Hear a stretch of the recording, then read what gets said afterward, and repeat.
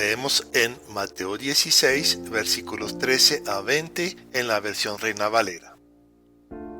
Viniendo Jesús a la región de Cesarea de Filipo, preguntó a sus discípulos, diciendo: ¿Quién dicen los hombres que es el Hijo del Hombre?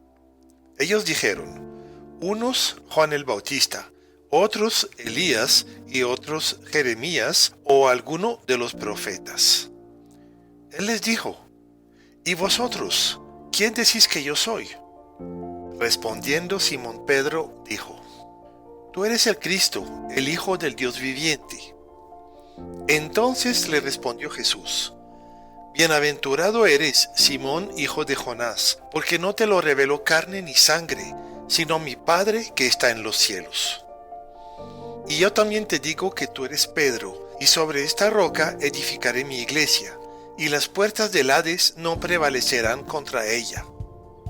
Y a ti te daré las llaves del reino de los cielos, y todo lo que atares en la tierra será atado en los cielos, y todo lo que desatares en la tierra será desatado en los cielos. Entonces mandó a sus discípulos que a nadie dijesen que él era Jesús el Cristo. ¿Quién es Jesús? Esta pregunta es clave. ¿Cómo la consideramos?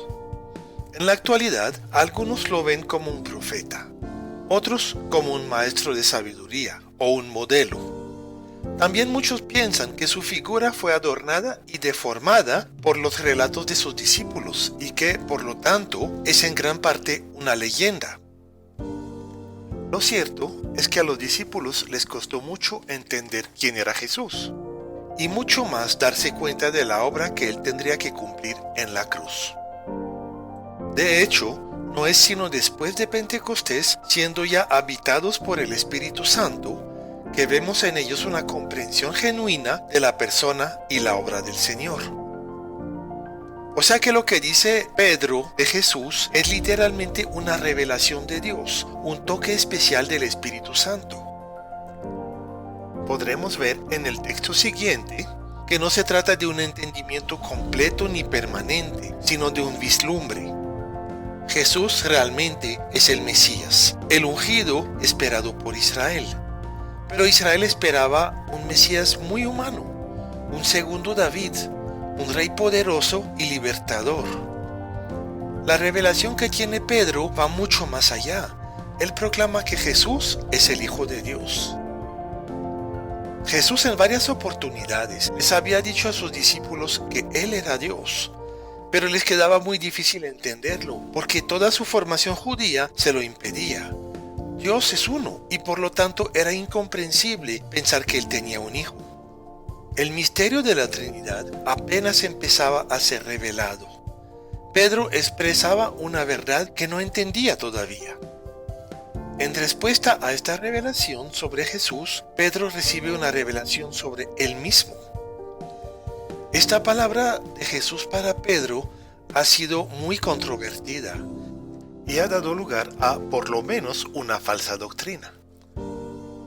Jesús hace una comparación entre el sobrenombre que le dio él mismo a Simón, o sea, Pedro, que en griego es Petros, y después habla de una roca, en griego Petra, sobre lo cual Jesús mismo edificará su iglesia. Petros se refiere a una piedra suelta, Petra se refiere a una roca. En la traducción del Nuevo Testamento al latín, las dos palabras se tradujeron en una sola, y se enseñó desde aquel momento que la iglesia había sido edificada sobre Pedro, el cual supuestamente sería el primer papa. Esa doctrina es falsa. En el Antiguo Testamento, la roca siempre es Dios. Dios entonces es la roca de Israel, la roca que da agua, la roca de la salvación, la roca perfecta, la roca que da la victoria, la roca de refugio, etcétera, etcétera. Claramente Jesús no le encarga todo esto a Pedro. Entonces en el texto la roca se puede referir a dos objetos. Puede ser la misma verdad que acaba de expresar Pedro o puede ser Jesús mismo. Ambos objetos son válidos y llegan en realidad a ser lo mismo. Dice también Jesús que las puertas del infierno no prevalecerán contra la iglesia. ¿A aquí también existen dos interpretaciones complementarias. En primer lugar, en las ciudades antiguas, cuando eran gobernadas por un consejo de ancianos, estos tenían por costumbre sentarse en la puerta principal. Entonces podríamos entender que los jerarcas o gobernadores del infierno serán incapaces de vencer la iglesia. Pero también se puede representar al infierno como una fortaleza llena de cautivos. Entonces la iglesia está forzando la entrada para librar a muchos de las garras del pecado y de la muerte. Quedan dos asuntos por tratar, el de las llaves y lo del poder para atar y desatar. No podemos entender correctamente esto si no tenemos claro el concepto de sujeción. Sujetar significa, en primer lugar, poner debajo de algo, pero también se refiere a unir dos o más cosas con fuerza. Vemos este principio de sujeción muy claramente en la vida de Jesús. Él proclama muchas veces que no hace nada por sí mismo, sino que todo lo que hace es dirigido por su Padre. Es evidente entonces que esta autoridad dada a Pedro no puede en ningún caso ser una forma de autonomía espiritual, un poder que Pedro pudiera usar como él quiera. El poder de las llaves es un privilegio exclusivo del Mesías, anunciado en Isaías 22:20 y Apocalipsis 1:18. No se extiende a los otros discípulos y no se repite en otros textos. Y vemos a Pedro usando las llaves cuando él hace el primer discurso de la iglesia en el día de Pentecostés y abre la iglesia al pueblo judío. También abre la puerta de la iglesia a las naciones paganas cuando se encuentra con el oficial romano Cornelio, según se relata en Hechos 10. Lo de atar y desatar se encuentra en otros textos. Generalmente se relaciona con el perdón de los pecados y con la disciplina dentro de la iglesia.